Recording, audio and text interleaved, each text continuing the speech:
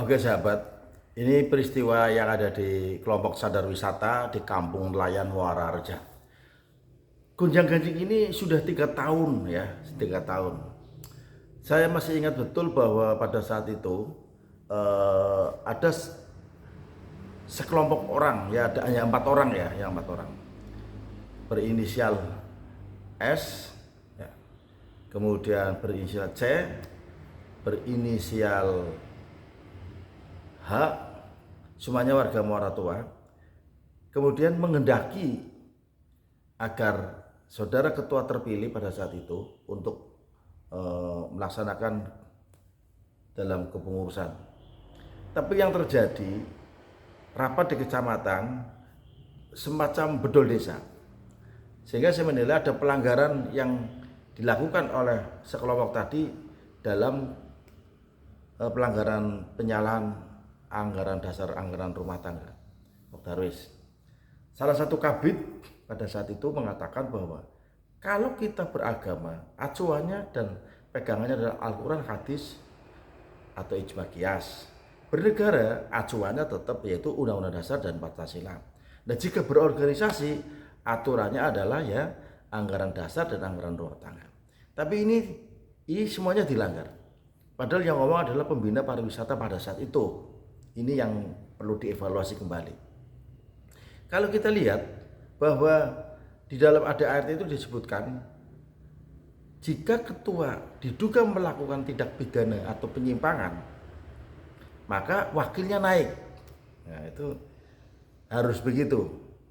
Tetapi tidak, ini dikeluarkan semua karena ambisius dan kepentingan seseorang, yang sehingga pada saat itu tidak ada yang melakukan perurusan.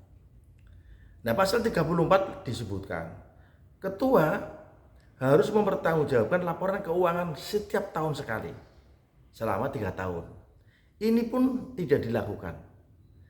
Jadi marilah kita benahi bersama, belajar berorganisasi agar masyarakat menjadi tahu, oh ternyata seperti ini kan aturan mainnya. Ya sahabat, jadi kalau kita ingat peristiwa di ini,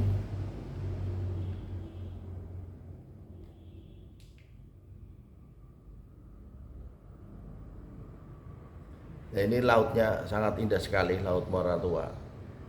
Padahal kalau kita lihat awal-awalnya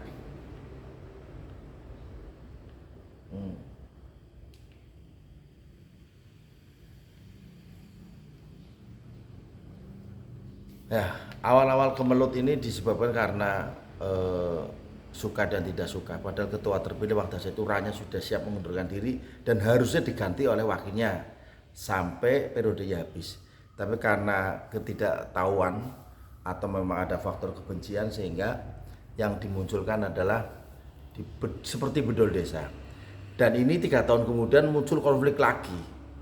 Ketua yang terpilih pada saat itu tidak melakukan pembuatan laporan pertanggungjawaban keuangan. Nah, selama 3 tahun, tahun pertama, tahun kedua, tahun ketiga. Meskipun beralasan bahwa nggak apa-apa, tidak dilakukan. Tapi kan ini keliru.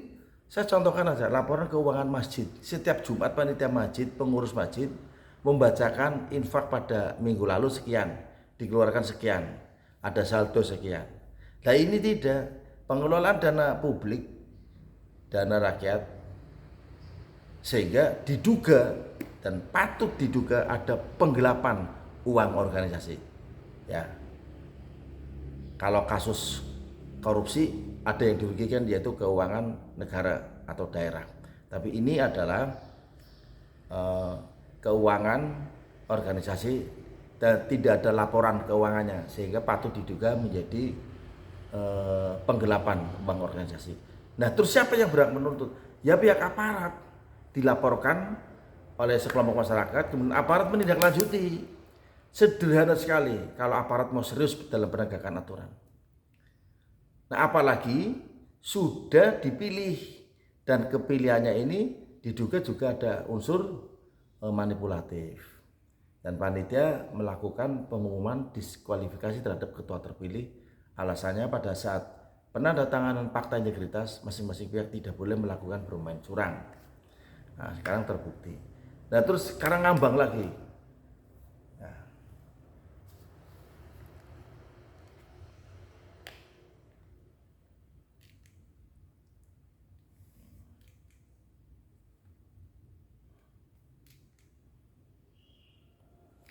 ya sahabat, yang namanya hidup di masyarakat memang harus fleksibel ya. Saya tidak ingin bermusuhan dengan siapapun, tapi marilah kita bersikap bijak untuk bersama-sama memperbaiki kalau mau ya. Sehingga tidak ada sesuatu yang bersifat arogansi.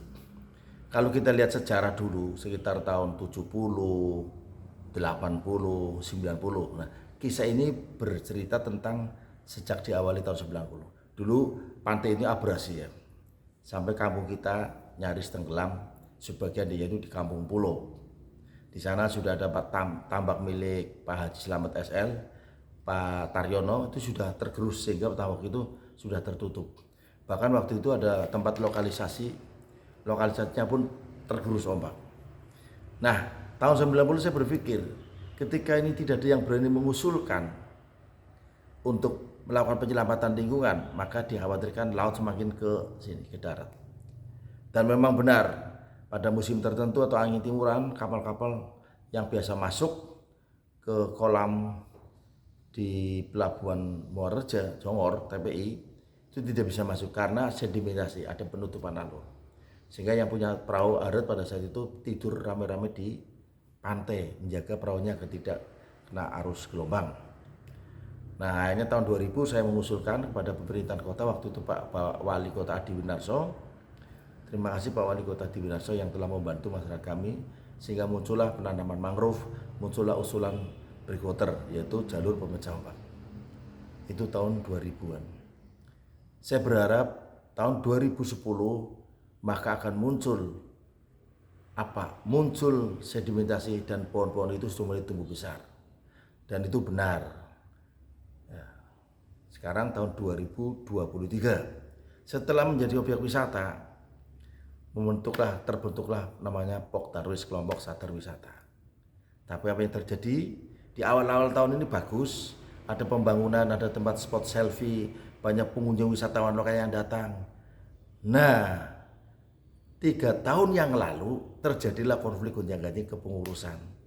Kepengurusan yang 3 tahun yang lalu tidak pernah membuat laporan pertanggungjawaban keuangan terutama. Nah, ketika tidak bisa mempertanggungjawabkan keuangan, maka mestinya dia harus sadar diri ya. Bagaimana sih kepengurusan yang lalu kok tidak bisa melaksanakan amanat sesuai dengan ADART pasal 34. Jadi acuannya adalah anggaran dasar dan anggaran rumah tangga. Mari kita bersama-sama belajar bareng.